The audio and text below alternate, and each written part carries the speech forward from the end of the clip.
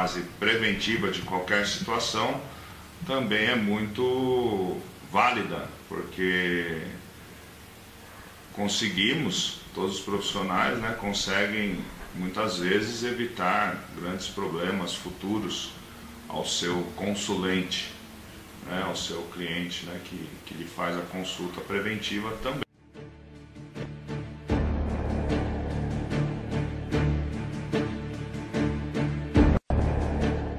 A nossa Constituição foi promulgada em 1988, vivemos num Estado democrático de direito, ou seja, um Estado que faz as leis e deve cumprir as leis. A Constituição é a lei maior do nosso país, do ordenamento jurídico, né? Vivemos também numa república, ou seja, república de coisa pública, e o nosso sistema de governo é o presidencialista. É o presidencialista, onde o chefe de Estado e chefe de governo,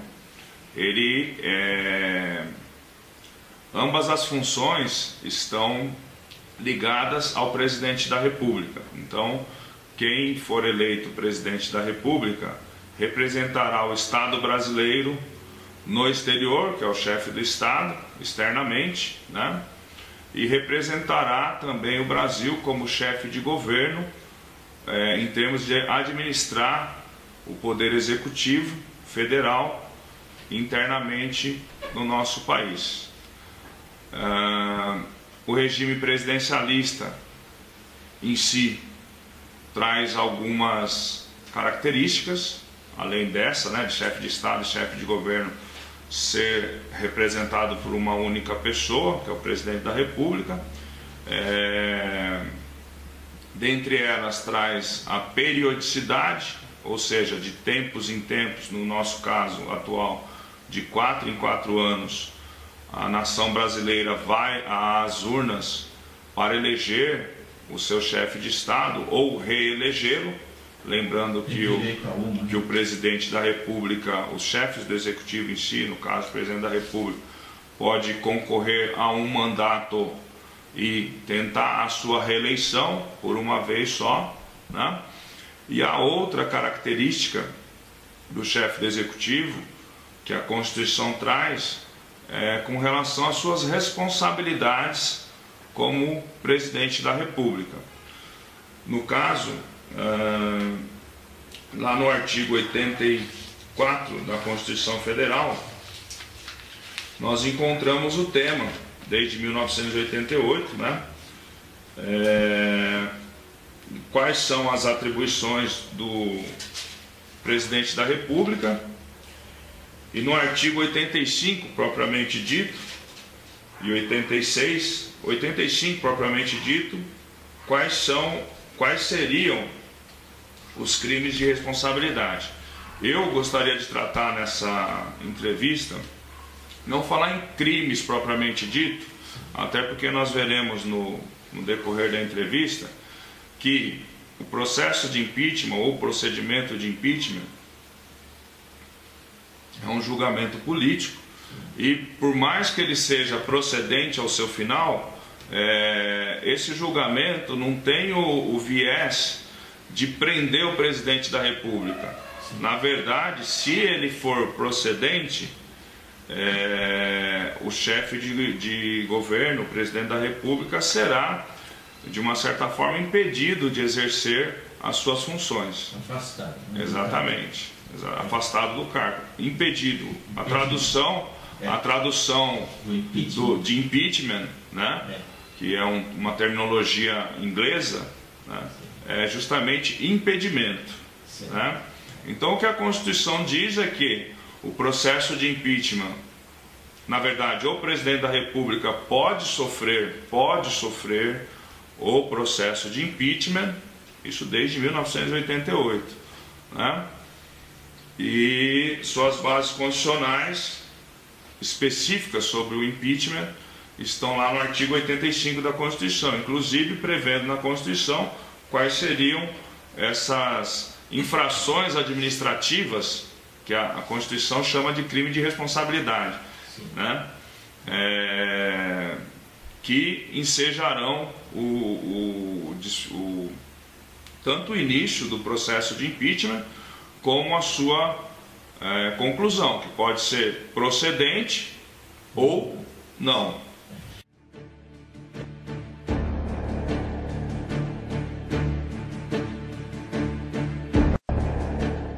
O poder do marketing político, das propagandas políticas, eleitorais, ele influencia muito a decisão do povo brasileiro. Mas por que influencia? Porque o cidadão, de uma certa forma, se deixa influenciar. No caso, não tratando ainda de política, Beatriz, mas no caso do consumidor, que é muito vulnerável, digamos, também a essas propagandas, etc., ele só é influenciável quando ele se deixa influenciar ou quando ele não consegue tirar de uma propaganda o cunho real ou próximo da realidade que está incutido atrás dessa propaganda. Por isso que é muito importante, como o Luiz disse anteriormente, que nós sejamos, de uma certa forma, a nação brasileira, um pouco mais politizados, para podermos ter a consciência e as informações necessárias, informações nossas, né, do que de como funciona o governo, a administração pública, para não sermos tão facilmente influenciados e tomarmos as melhores decisões, principalmente na escolha dos nossos governantes. Com relação ao impeachment, ele é uma forma de proteção do Estado democrático de direito dentro do sistema presidencialista, ou seja, para que, em havendo algum cometimento dessas infrações administrativas, denominadas como a Constituição diz como crime de responsabilidade, o próprio sistema presidencialista, por meio do seu método de freios e contrapesos, né, que nós já discutimos em oportunidades anteriores, um outro poder ou os outros poderes consigam frear, né, colocar os freios na espécies de arbitrariedades, né, que o então presidente da República em exercício esteja cometendo. Mas o ideal para toda a nação brasileira, Beatriz, não é que o impeachment seja, como você disse, a defesa do consumidor, né? Assim, fazendo um paralelo bem simplista, né? Mas que ele seja usado em situações extremas realmente, né? Que quando a condução do Brasil, através do seu poder executivo, esteja de uma certa forma sendo ameaçada, ou o poder executivo não esteja conduzindo a nação conforme determina a Constituição, e quando ele cometer os então chamados crimes de responsabilidade. Mas penso eu, como falávamos anteriormente da prevenção, né, que a nação brasileira, independente do contexto atual, a nação, as instituições brasileiras, os poderes constituídos, né, devem se reformular no sentido de prevenir que não se tenha futuros, prevenir, não impedir, né, que não se tenham futuros impeachments, porque a entrada, saída de um governo sempre causa também as suas repercussões, seja na esfera social, política, econômica e etc. Agora,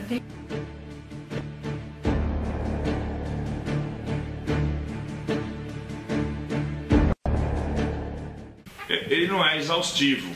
Não, né? Depois, nós temos a Constituição no artigo 85, prevendo o impeachment e traçando aqui alguns itens, né, do que seria, ou algumas condutas, de quais seriam os crimes de responsabilidade. Né?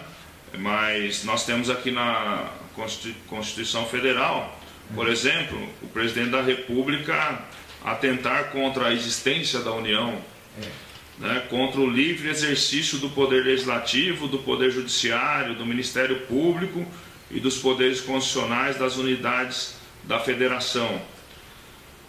Terceiro, o exercício dos direitos políticos individuais e sociais. Quarto, a segurança interna do país.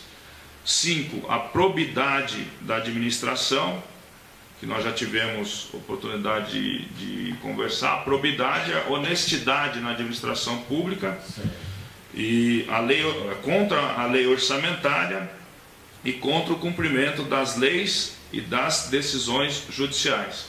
Depois da Constituição Federal, como você disse, em termos infraconstitucionais, abaixo da Constituição, como uma lei ordinária, que nós chamamos de direito, nós temos a Lei 1079, de 10 de abril de 1950, que foi recepcionada pelo atual ordenamento jurídico brasileiro, pela atual Constituição Federal de 1988, né, com algumas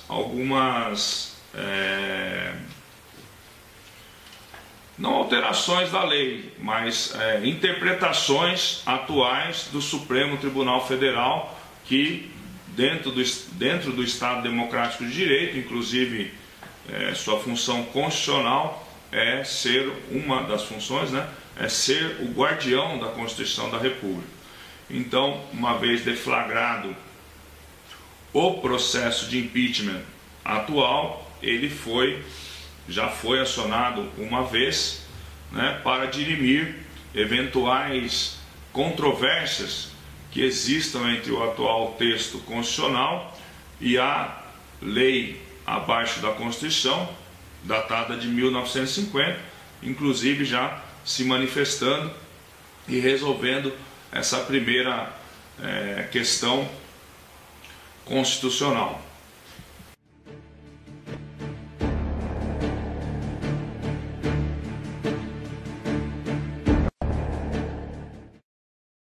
Na verdade, os ministros são nomeados pelo presidente da República, pelo chefe do Executivo Federal, e aí vem, né, nessa escala decrescente, se é que podemos chamar, né, e os secretários de Estado são nomeados pelos seus governadores, e os secretários de município dos municípios são nomeados pelos seus prefeitos, né? Mas, na verdade, os ministros são verdadeiros secretários, assessores, né, dos chefes de executivo, né? Então estão quase que umbilicalmente ligados, né? E têm a mesma responsabilidade de tratar a coisa pública, de administrar o executivo, a nação brasileira, os estados-membros, os municípios, assim como os chefes do executivo. Por isso também a responsabilidade deles. Lógico que a do chefe do executivo é maior, porque assim como eu, se for proprietário de uma empresa, né, eu que elevo um determinado funcionário como diretor, né, como meu assessor, né, a responsabilidade do chefe do executivo, se é que podemos chamar, é maior do que a do ministro, mas o ministro está responsável ali por determinada pasta, por determinadas políticas públicas, né, que o chefe do executivo lhe incumbiu, né, e na omissão do chefe do executivo em não perceber ou não tomar nenhuma medida no sentido de que esse ministro haja dentro dos ditames legais, constitucionais, né, também eles podem sofrer um processo de impeachment. Temos alguns ministros que têm os seus pedidos de impeachment já ajuizados, mas diante da gravidade política, econômica que o Brasil atualmente se encontra, logicamente estão priorizando a questão do impeachment com relação ao chefe do Executivo Federal, né? Mas tem pedidos de impeachment também já de ministros. Daí...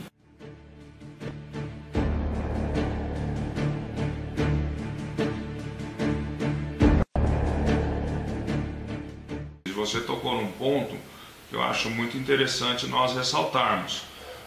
Por mais que o chefe do executivo, seja federal, estadual, municipal, seja eleito por um partido político, hoje no Brasil nós só podemos concorrer às eleições, sejam elas quais forem, para quais cargos forem, por meio de um partido político, você tem que estar filiado, etc.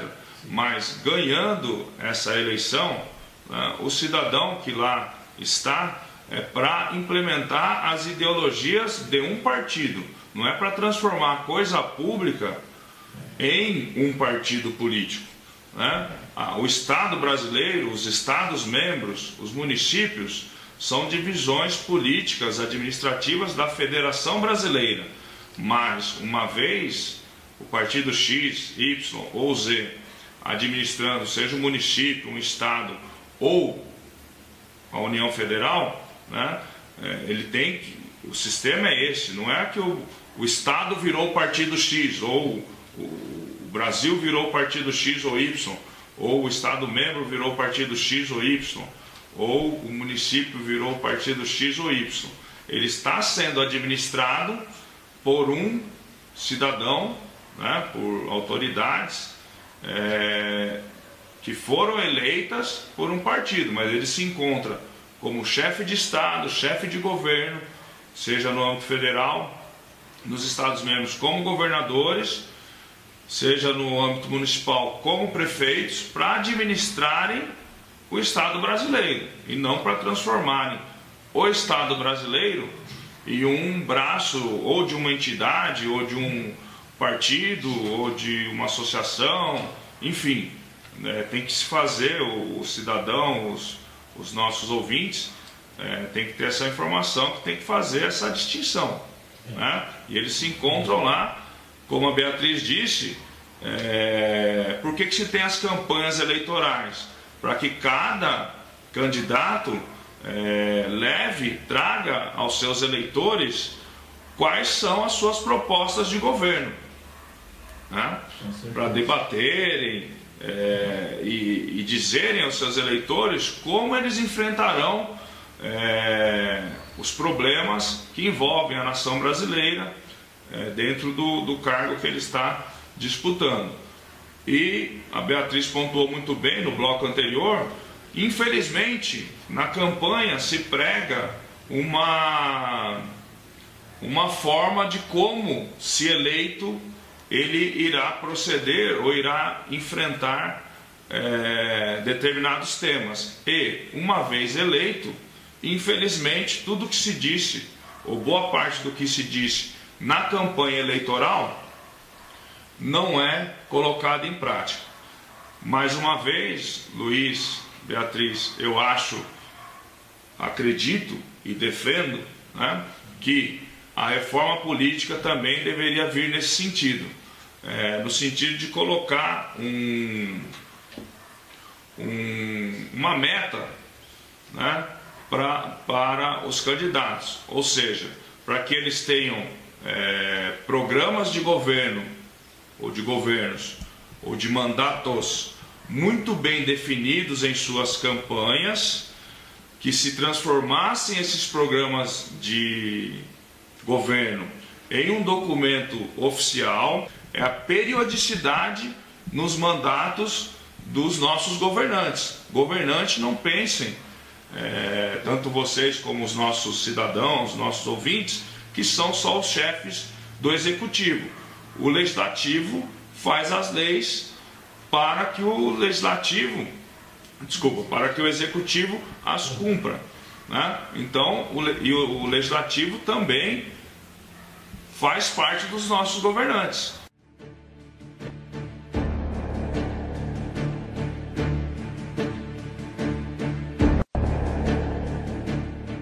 Poder Judiciário, para se ingressar na magistratura como juiz de primeira instância, todos os candidatos passam por árduos concursos públicos de 5 fases. Então, realmente é por conhecimento, por técnica e etc. Né?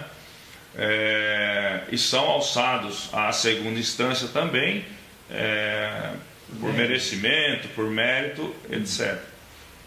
Então, são aspectos técnicos. Sim, e meritórios, né? Por mérito. Já nas instâncias superiores, nos tribunais, nas cortes superiores, STF, STJ, TST, enfim, os ministros que compõem essa corte ou essas cortes são nomeados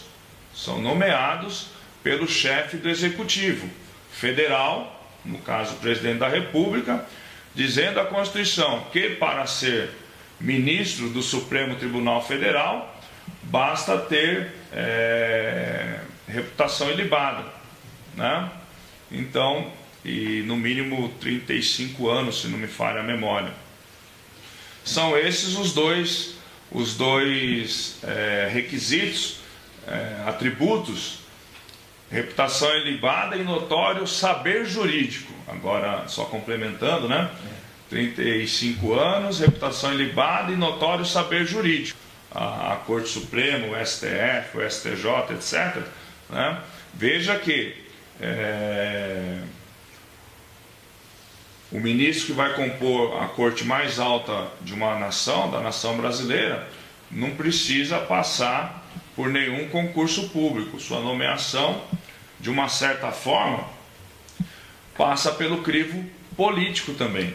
Não é verdade? Já tivemos notícias no nosso Supremo Tribunal Federal de pessoa, de quem exerceu, não numa história recente agora, a partir de 88, mas quem exerceu uma das funções como ministro não era nem da área jurídica.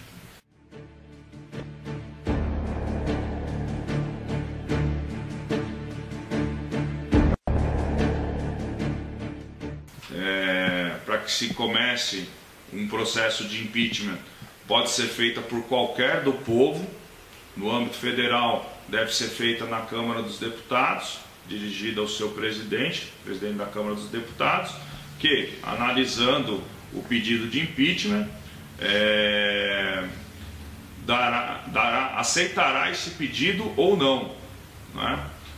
No caso atual, vários pedidos foram feitos.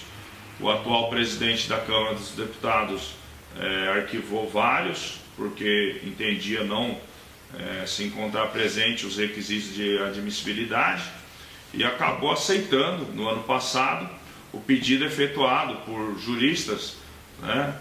O pedido assinado pelo Dr. Hélio Bicudo, o Miguel Reale Júnior e a doutora Janaína, se não me falha a memória, 3 advogados que assinam a petição.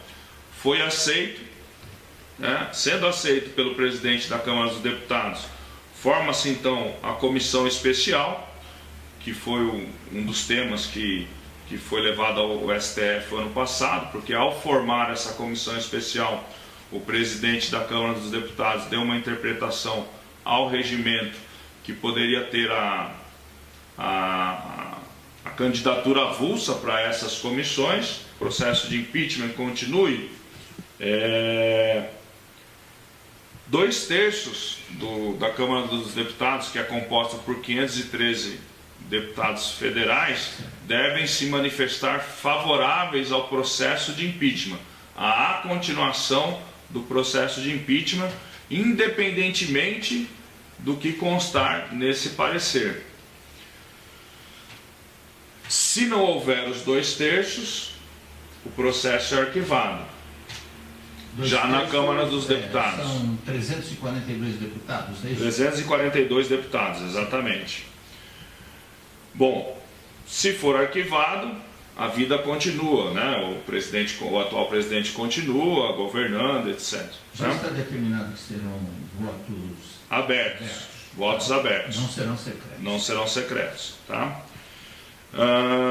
Bom, mas se não for arquivado, aí vai para a segunda Câmara, que é o Senado Federal, né?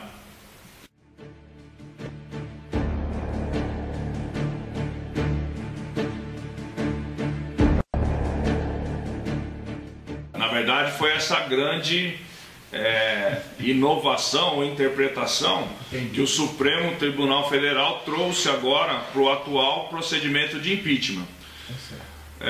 Eu sei que o tempo já está se escoando, mas na época do Fernando Collor de Mello, e a grande questão que foi levada ao Supremo decidir, é que no artigo 51 da Constituição Federal, diz que compete privativamente à Câmara dos Deputados autorizar por 2/3 de seus membros a instauração do processo de impeachment.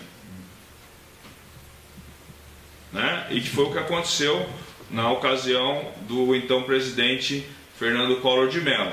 Mas era um momento histórico que toda a nação brasileira estava, e todos os setores da sociedade estavam convictos que realmente o caso em 94 era de impeachment. Trazendo à tona essa discussão também para o Supremo Federal, a Câmara dos Deputados levando essa discussão para o Supremo Federal, ele deu essa interpretação atual, que mesmo tendo os 2/3 da Câmara dos Deputados favoráveis ao procedimento de impeachment, ao chegar no Senado Federal, o Senado Federal tem que referendar a decisão da Câmara dos Deputados, da primeira casa, por maioria simples, para que o processo continue. Maioria simples dos seus membros, ou seja, são 81 senadores, maioria simples, 41 tem que votar a favor. Dá 40,5, quer dizer. Então, aí na teoria das maiorias, não tem meio senador, arredonda para o próximo número inteiro. Então seriam 41 senadores. Exatamente. Podem decidir, né? Pela continuidade. Seria uma espécie de referendo do Senado Federal. Sim. Pela continuidade do processo de impeachment. Mas aí ainda não está impedida.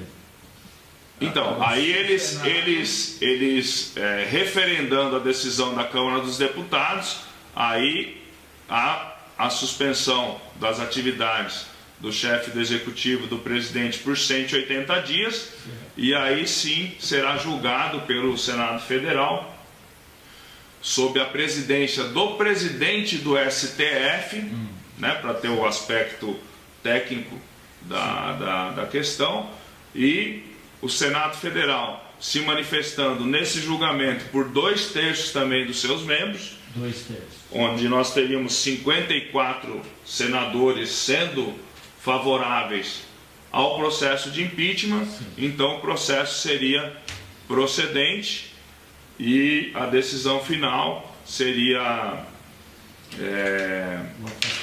lavrada pelo afastamento, mas lavrada pelo então presidente do STF, que preside essa sessão de julgamento de impeachment no Senado. Com relação à tramitação do processo, Luiz, ele foi de uma certa forma adaptado por uma decisão do STF. Certo. Nada impede que em um futuro mandato de outro presidente, ou quando a nação brasileira se ver novamente enfrentando um outro processo de impeachment, em outra fase histórica, etc., a Suprema Corte não venha a mudar o seu entendimento com relação ao tema.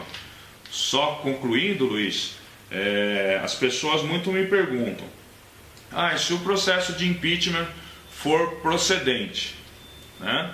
Se for improcedente, nós já falamos, o presidente continua, né, desempenhando o seu mandato. Lembrando que tem 4 ações judiciais no TSE, Tribunal Superior Eleitoral, mas daí já é âmbito judicial, pedindo a cassação da chapa, ou seja, do presidente e vice-presidente. Esse processo, sim, eu acredito que não se conclua nem esse ano, tá? Mas estamos falando em termos de impeachment, né? Só lembrando essa outra situação, mas o tempo hoje não nos permitirá, talvez, a ingressar nessa outra seara. Com relação ao impeachment, se não for procedente, o presidente continua exercendo o seu mandato, lembrando que o julgamento é político aqui no impeachment, né? Se for procedente, o vice assume, o vice-presidente assume.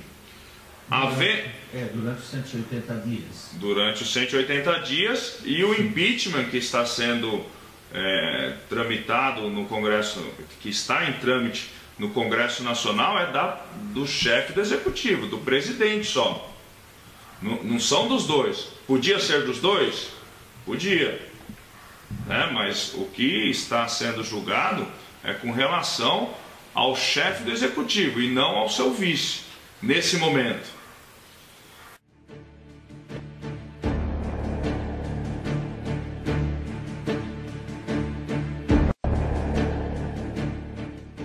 O desfecho, né, desses acontecimentos, as autoridades constituídas, seja do Poder Executivo, Legislativo, Judiciário, devem ter muita prudência na condução desses processos, né? E os cidadãos brasileiros também devem ter bastante discernimento e prudência ao defenderem seus ideais, etc., porque nós estamos vendo nas ruas e podemos estar diante de confrontos onde cidadãos que até então se abraçavam, se beijavam, se cumprimentavam, pode se encontrarem aí, dependendo das emoções, né, dos momentos, etc., degladiando na rua, que seria, penso eu, um dos piores episódios também da nação brasileira, o que não seria ideal para nós, todos irmãos que somos e cidadãos que somos, né? O poder vai continuar lá, alguém vai continuar no poder ou nos poderes, né? E nossas vidas seguirão diariamente, né? Temos que acordar todo dia, trabalhar, né? Fazermos tudo que nós... recolher impostos, recolher tributos para o Estado, né? Então, pediria nesse momento que tanto as autoridades competentes ajam com o máximo discernimento possível, os envolvidos, né? E que os cidadãos também não deixem, né?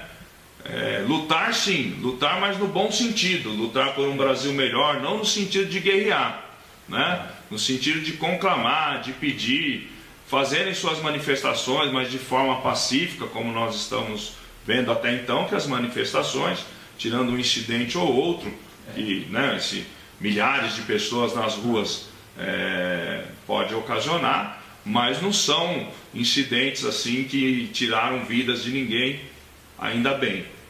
Fazerem suas manifestações, mas de forma pacífica, bonita, organizada, como cidadãos que somos, independente de qual seja a sua ideologia política e partidária.